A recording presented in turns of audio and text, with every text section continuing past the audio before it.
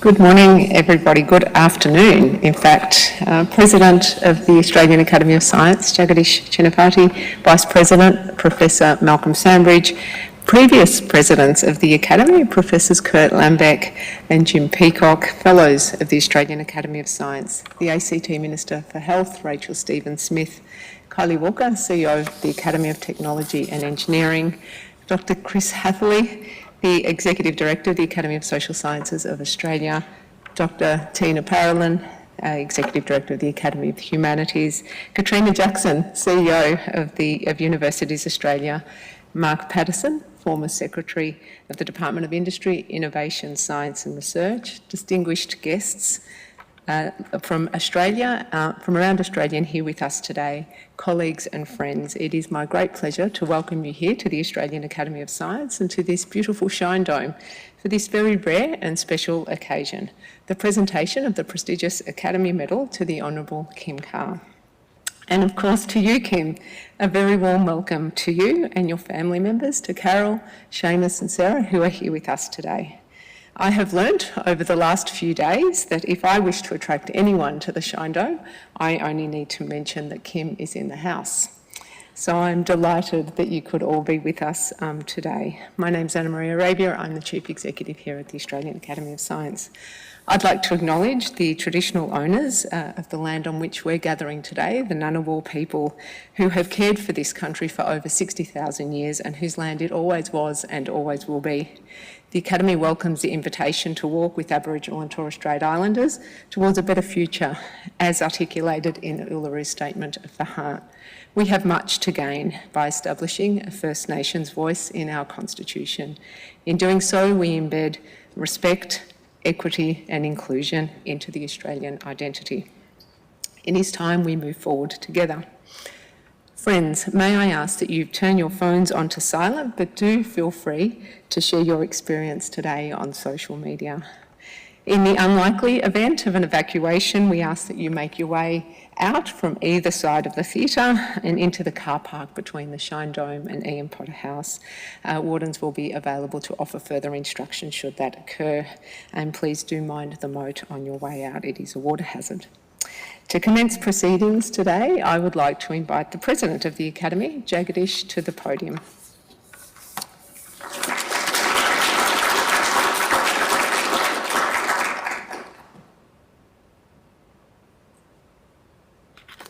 Thank you, Anna Maria. Colleagues and friends, I also would like to pay my respects to the traditional owners of the lands we meet, and I pay my respects to the elders past and present and emerging. On behalf of the Australian Academy of Science and its fellowship, I'm delighted to preside over the presentation of the Academy Medal. The Academy Medal recognizes outstanding contributions to science by means other than the conduct of scientific research by a person outside the fellowship who has, by sustained efforts in the public domain, significantly advanced the cause of science and technology in Australia, or who has or is deemed to have made a substantial contribution to the Academy.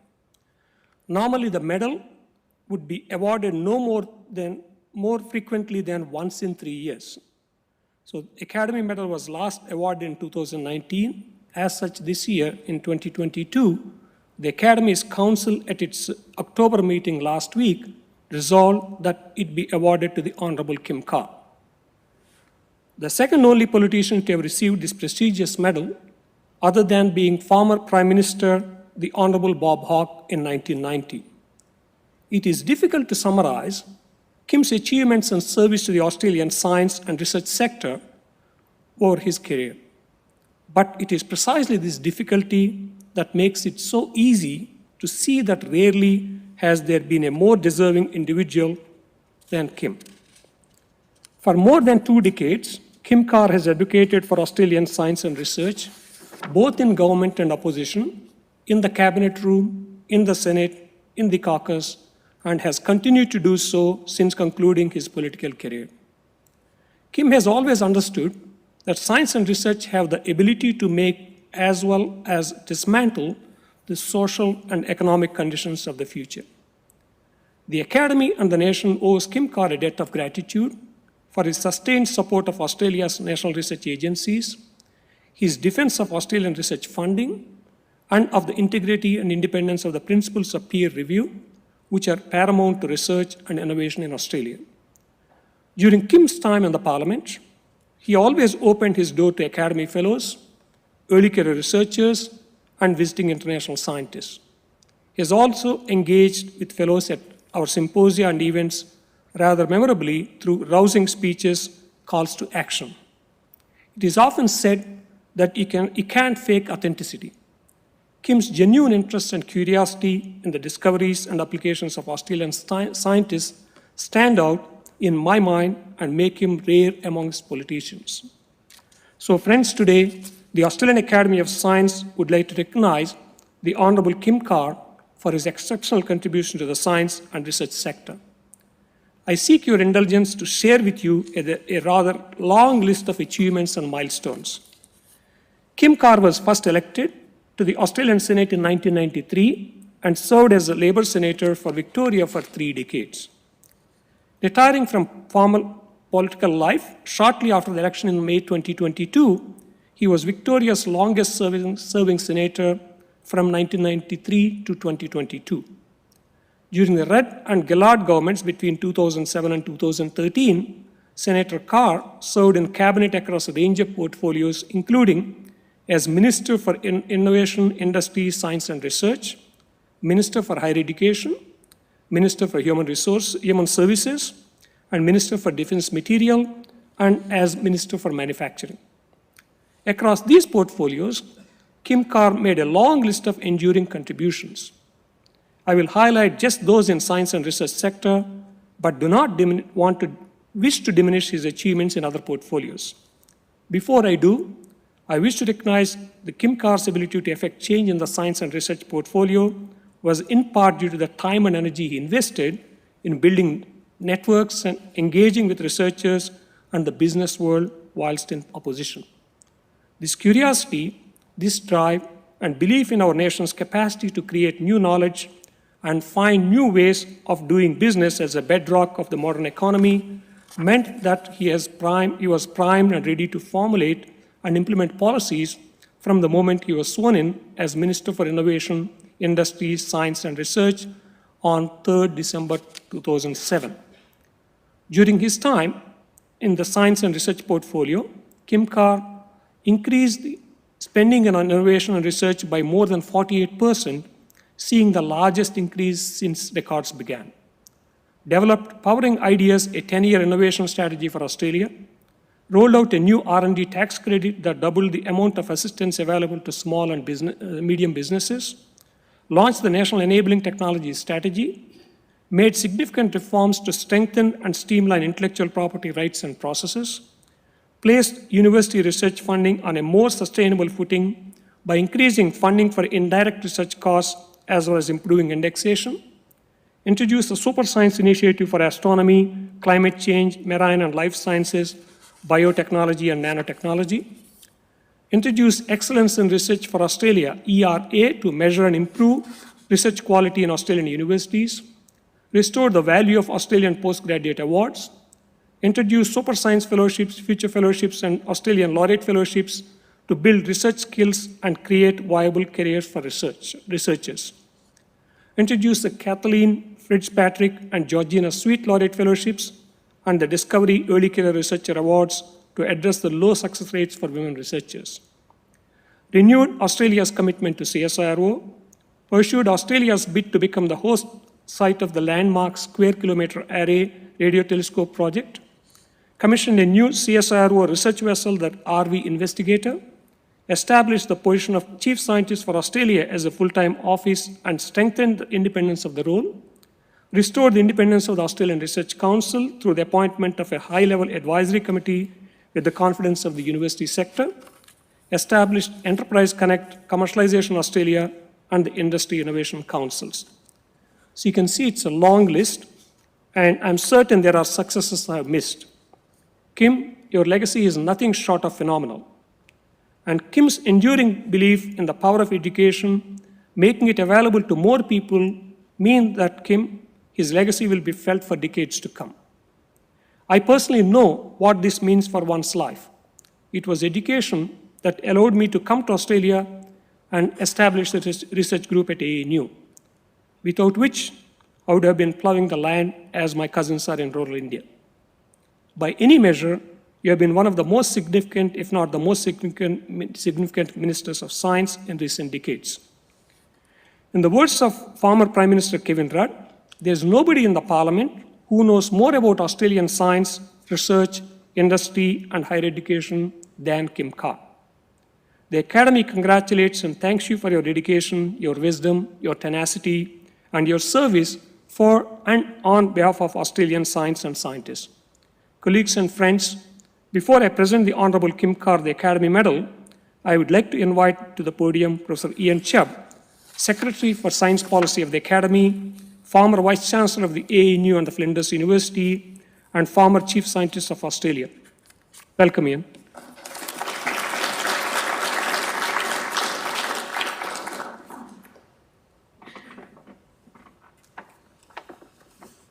Thanks, Jagadish. Ladies and gentlemen, it's a pleasure to be part of this ceremony today, and there are two reasons for that. Firstly, because I've known of Kim Carr and his efforts on behalf of science for quite a while, and I've known and admired him as a person and as a friend for almost as long. Secondly, because we scientists or academics don't hesitate to criticise politicians when they don't do what we want them to do and they don't follow our advice. But we should recognise them then, I think, when they do listen to us and they do much of what we think they should do. So I say, without much further comment, 32 years after Bob Hawke, the second politician to receive the medal, will be honoured today.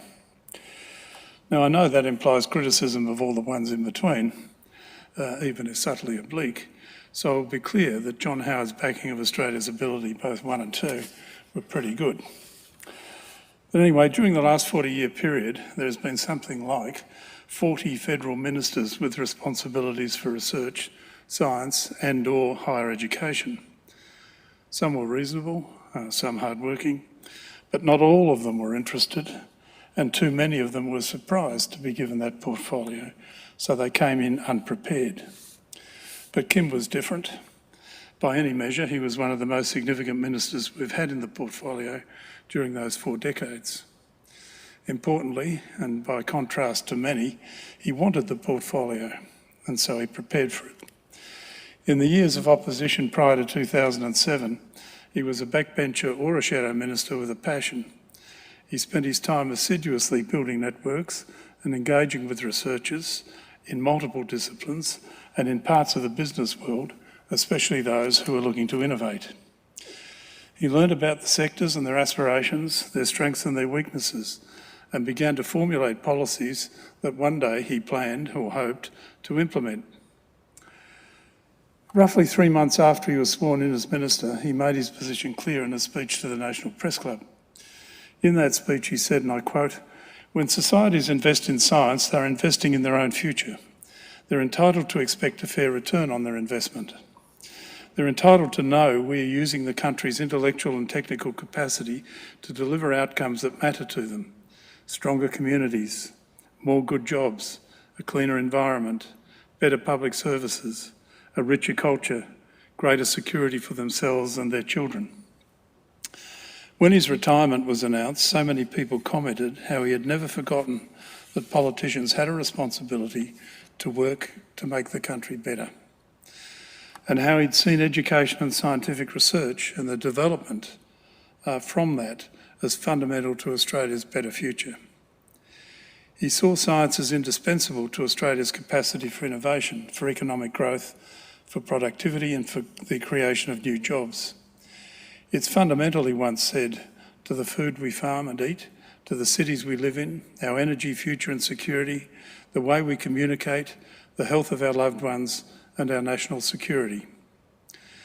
During the speech at the National Press Club, he said, "Everybody here knows the rules of professional scientific conduct.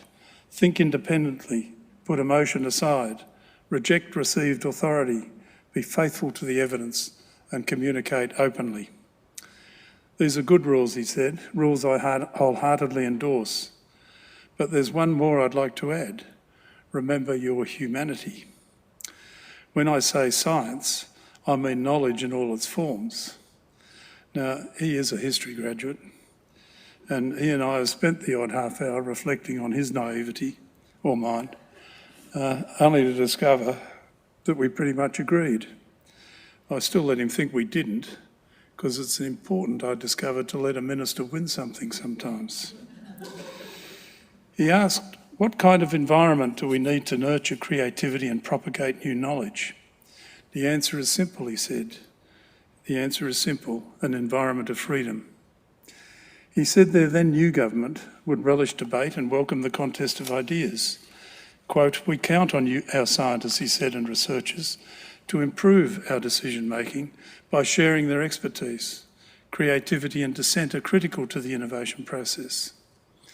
Now, you've got to remember that that was about 3 months after the 2007 election, and he'd been in the job for those 3 months. So they are the views that he took into the portfolio and the ones he worked to. And as Jagadish said, or spoke about how close he got to delivering the dream. And as Jagadish said, quoting Kevin Rudd, who promoted him to the portfolio twice, and Kevin noted that he knew more than anyone in the parliament about science and industry. Penny Wong said the same thing differently. In Senator Carr, the higher education, science, research and manufacturing communities could not have had a more passionate champion and advocate around the cabinet table. So for Kim, it wasn't just about knowing something. It wasn't just telling other people that you knew stuff. It was actually about being a passionate champion in the places where it mattered. And being an advocate around the cabinet table did lead to some of the things that Jagadish was able to list. His press club speech was unambiguous, and the sentiments he expressed are as important today as they were then.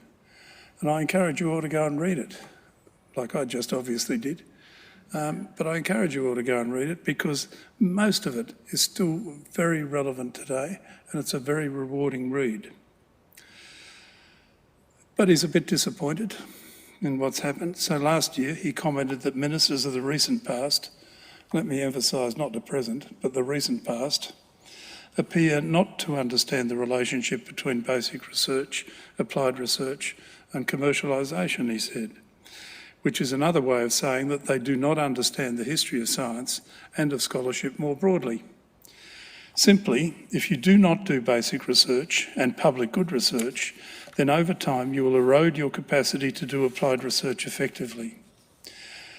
I suspect that these two are sentiments that most scientists would endorse, not one form of research over another, or at the exclusion of the other, but recognition that without knowledge there is little to commercialise.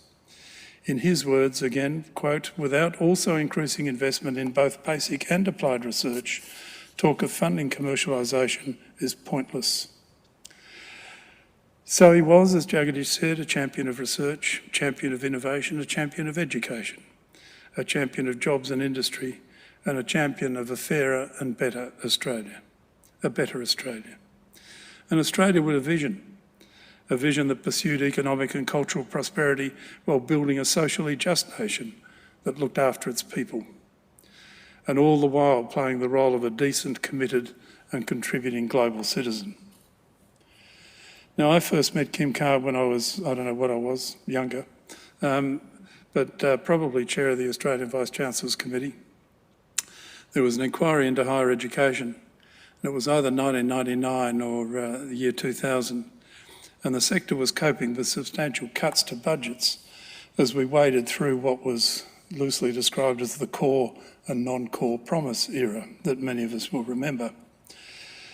I sat down and was promptly asked by the good senator, "So, Professor," followed by a long pause with those famous eyebrows wiggling, "is higher education in crisis?" So, you know, being young and naive, I said yes. And off we went. It didn't please the Minister of the day, whose name I can't quite recall, but I'm told that he let it be known that he thought my appointment to ANU was an unfriendly act. He probably wasn't alone, but anyway, I was appointed. That exchange began a 20-plus year association, close association in many respects, and a 20-year friendship. There's a well-known table in the Jewel of India that used to be inhabited by at least the two of us on a Sunday night. I'd ring them up and saying we're coming, and they'd put us in one corner and fill the restaurant from the diagonally opposite corner towards us. And so there was this cone of silence when we discussed how to make a better Australia. And I do remember one night we were there with Kevin Rudd. Nobody'd seen him come in, but they saw him when we left, and the entire restaurant, it happened to be half full that night, and the entire restaurant came to a stop where everybody wanted to get up and touch him and just have a selfie or a touch. And I remember Kim saying to me, they like him, don't they? They did. I started at ANU in 2001 and Kim was a member of council. Politicians were members until the then Minister, Brendan Nelson, reduced the size of the council. Brendan had been a student of mine back in his, both our relative youth, and he said to me, you know, what do you think we should do? I said, get rid of the politicians, mate. Why do we need them on? We don't need an appointment determined by the Prime Minister and the Leader of the Opposition. Brendan agreed, and so they came off. But we then deliberately appointed Kim to the Finance Committee because we wanted to give him more to learn, because it was completely obvious at the time that what he was trying to do was to find out how the system worked, particularly through that university where he did have positions where he could attend and participate in the way in which we were trying to develop the institution from where it was. So he clearly wanted to know as much as he reasonably could about the workings of a university, and I understand that he still does now, especially now that he works inside one. So we all got used to the three-piece suit. Yep, still here. The mobile eyebrows, yep, still working, I can see. And that slight lean forward when a question was coming. And because we knew that that question was rarely asked for no reason and that he did want an answer. I retired from ANU, and not long afterwards he and Julia Gillard appointed me to what she described as an easy transition to retirement. Depends on your definition. But Kim was still the Minister for a while and there was a lot to do. We worked closely together for the first bit of my term, and what was clear was that even those years afterwards he still had the same passion for the portfolio that he'd had 20 or so years earlier. So we didn't stop, not even at Senate estimates, when even though I never really understood why I was there, I think it was to provide a bit of light relief when I compared my webpage hits with his. Always much bigger, but I never quite worked out Kim while I was there. But he finished his speech at the press club with the following words. At the beginning, I said scientists have a duty to serve the community that sustains them. You can do that by making people richer, or healthier, or smarter, or safer. You can do it by finding ways to save our fragile planet. And you can do it by filling people's lives with beauty, hope, and wonder. That's what the SKA, the Square Kilometre Array, will do. It's what so much science does. It isn't the only reason we support science. It isn't even the main reason. But it's a very nice bonus. So I can't do better than that. I don't know too many people who could do better than that. So thank you, Kim. Thank you for all that you've done. And congratulations on being the second politician to receive the Medal of the Australian Academy of Science.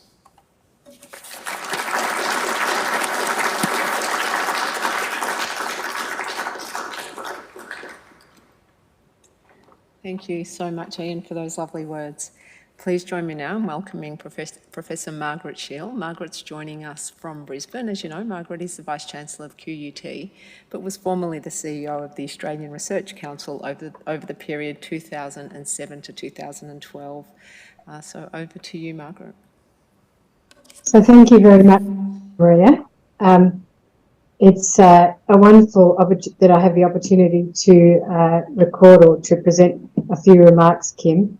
I begin by acknowledging that I'm coming to you from the lands of the Turrbal and the Yagara people here in Brisbane and pay my respects to their elders past, present and emerging.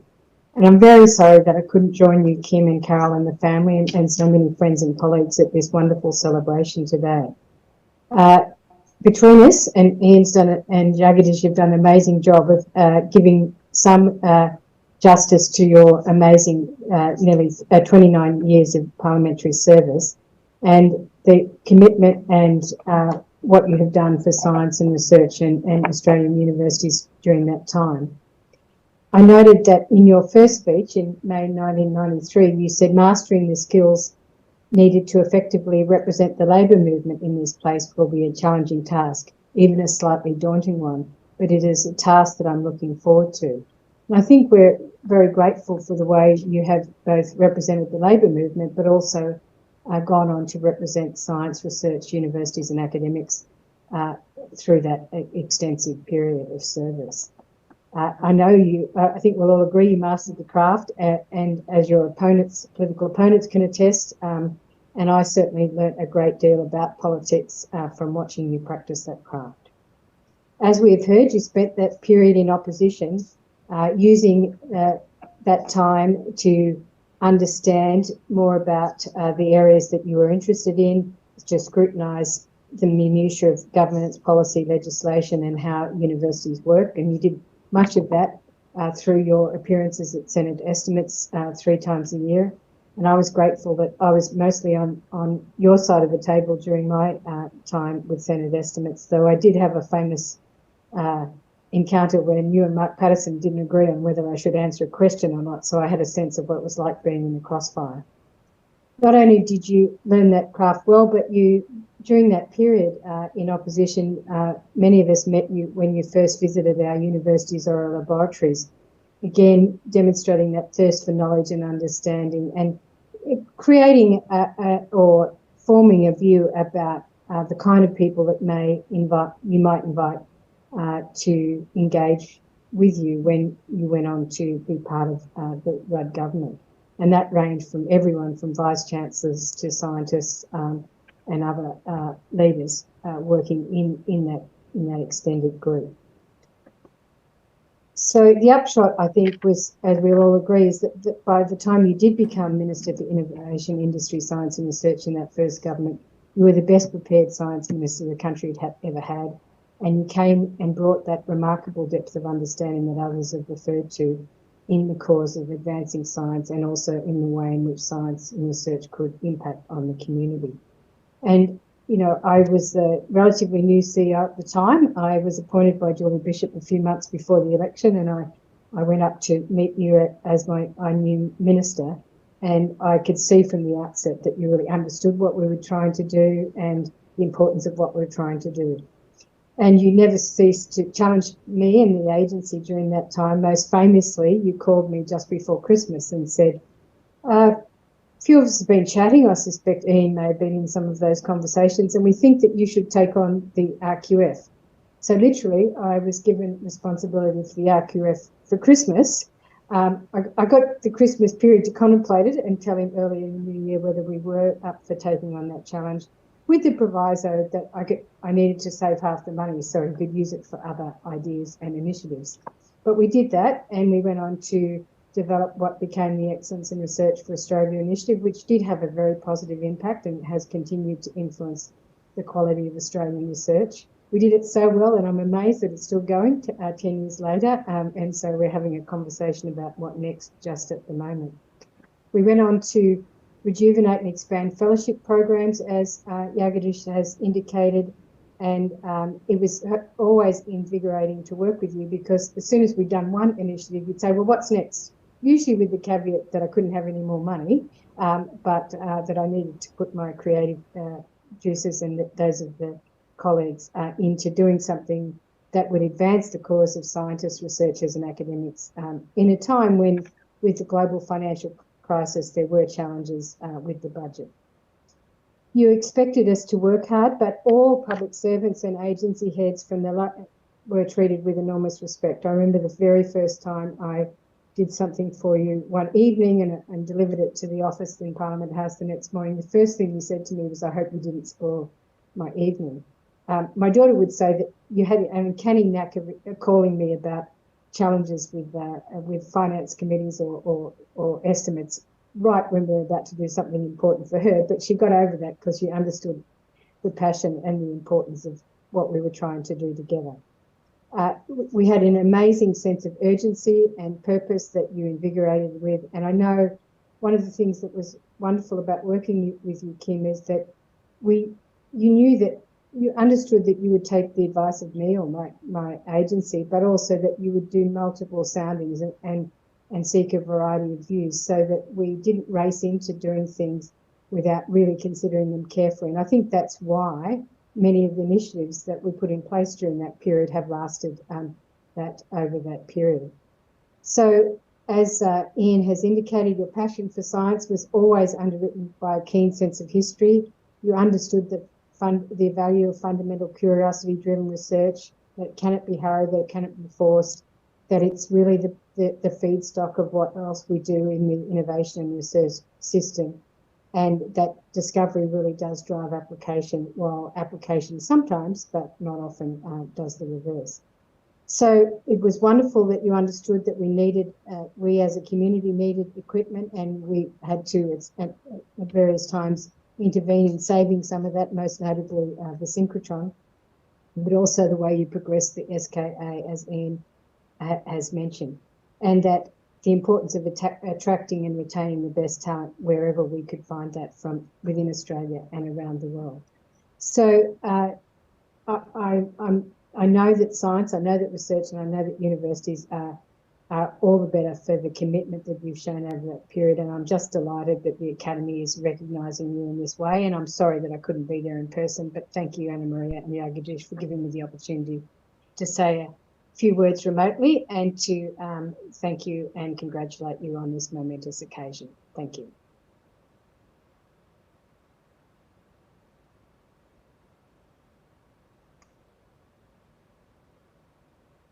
My great honour to invite the President of the Academy to the podium and the Honourable Kim Carr for the presentation of the Academy Medal.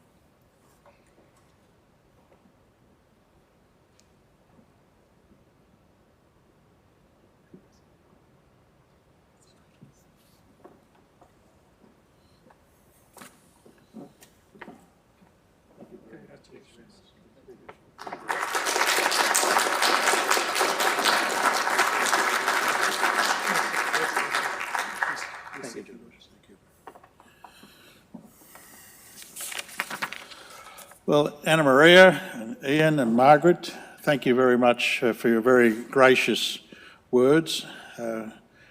Probably quibble with some of the remarks, but we'll do that later on. And I'd like to thank Professor Jadowich particularly for this honour, to the fellows, to the Academy for making this award. Look, it's deeply appreciated.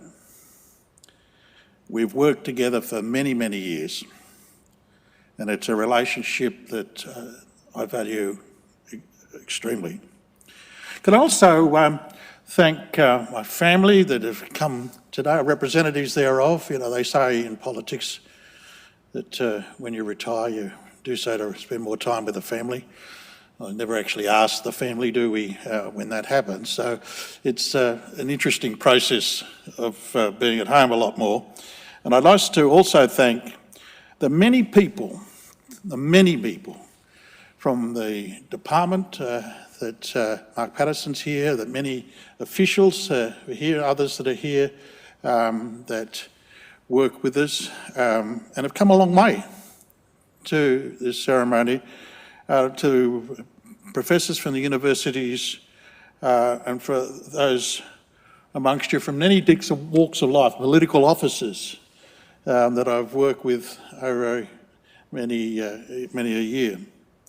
And I do appreciate the fact that you have come and it's very, very good to see you, some of whom I haven't seen for a while. Look, we have this in common, a belief that good science and research can move people. can influence ways of thinking and action.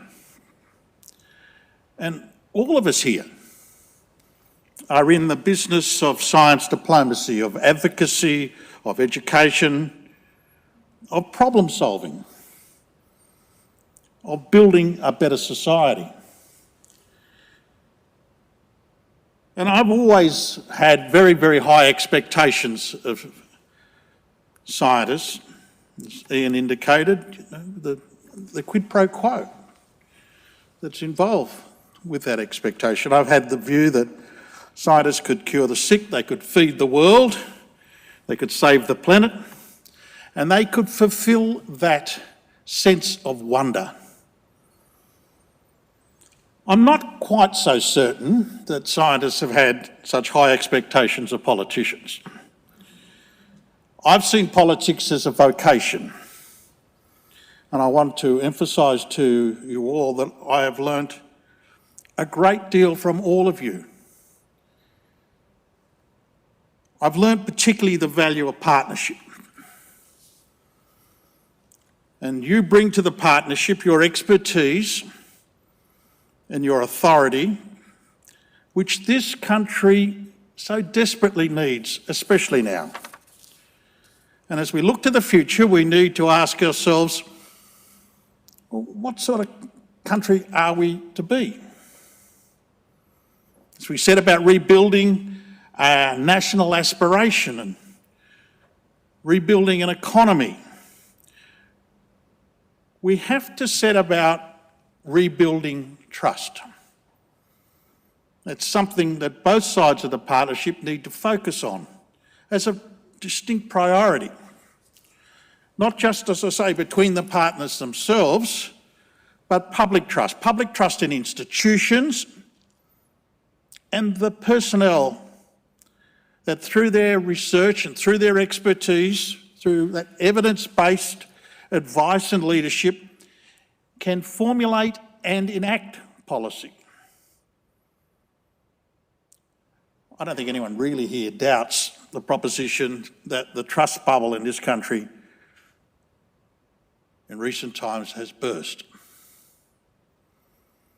And it's not, however, just in this country.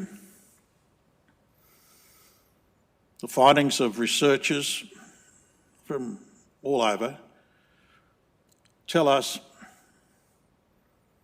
that there's been a significant decline in public trust and confidence in public institutions just in the last year. One of the more recent surveys I read suggested that business was down 5 points, trust in NGOs was down 4 points, trust in government is down 9 points, trust in the media was down 8 points. Governments and the media in particular are seen as being divisive, as touters of misinformation, and as being incapable of solving problems. So to begin rebuilding trust, we need to do a good deal more than just establish a Commonwealth Integrity Commission. We need all the communication skills and the tools that we have available to speak and to write clearly and persuasively to people from all walks of life. We need more than ever a strong and robust message. We need, not just that though, we need strong, defensible strategies and conviction to have our message heard and understood. Now, the good news, in my view, is that scientists are amongst the most trusted in the country. But even there's been a fall. We shouldn't forget that. But even so, there remains a really solid basis from which to work. And so with this in mind, we know that those of us working in science, working in research, in politics or in public services have to sharpen our message. We need to aim to provide solutions that actually recognise the real world, to restore faith in society's ability to build, and to argue that our system can actually work for ordinary people. We need to argue credibly that long-term solutions are not only necessary, but are in fact workable, so that we can present clear and factual information to counter fake news. Experience has taught me that the Academy has the potential to be more effective in influencing policy and public opinion. And so to help reach that potential, I believe it must be agile and aware of how politics actually works and how popular opinion is formed. Now, as a minister, I was signing off something like about 8,000 briefs a year of all descriptions. So even reaching the decision makers requires finely honed and clear communication, because there's a lot of competition for political attention. So your information needs to be both precise and concise. You have a vital role in strengthening the quality of information going not just to the Parliament, but to the public which the Parliament seeks to serve. You need to know your audience and write for it. And again, I don't think anyone here would argue that Australia faces acute challenges across a range of areas: the economy, our energy systems. You can hardly pick up the Financial Review without understanding just how fragile we are. There are many social issues. The truth is that the stakes couldn't be higher. Our R&D performance is miles below our competitors, has been deteriorating over the last 10 years. And of course, even a resource-rich country like this needs to understand that we need to draw together all our talents, all the skills of all our citizens to build that confident, economically and culturally and socially just society that Ian mentioned. A country that is a formidable global citizen. A country that is secure and resilient. And that's the thing that really worries me. For all the achievements, for all the work that we've undertaken, just how vulnerable we are. I mean, economic complexity indexes are hated, of course, by the men and women in black hat in the Department of Finance, you know, because they don't take into account just how important services are. But they are a great symbol of the resilience of an economy. And surely our economic performance is nowhere near good enough. Harvard, the business school at Harvard, tells us of the economic complexity that is, while Australia is incredibly wealthy, one of the 9th wealthiest countries in the world, we are 91st in terms of economic complexity. 20 years ago, we were 57. We're behind Namibia, Kenya, Uganda, Senegal. That's quite an achievement.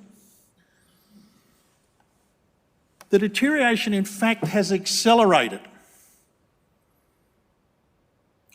over the last 10 years or so, especially since we've lost the auto industry. So there's a lot of work to do. And a review of the Australian Research Council and the Australian research priorities, while welcome, It's not sufficient. What we need is a root and branch review of our science and research capabilities along the lines of the Canadian Basic Search Review or the British Nurse Review, which I understand is into second iteration. We need a Parliamentary Office of Science and Technology to promote public debate on science and technology issues. We need a charter of our learned academies, our scientific institutions and government so to promote the value of science and technology. There's still a lot of advocacy to do, and I look forward to joining with you in that project. And I want to thank you once again for this great honour.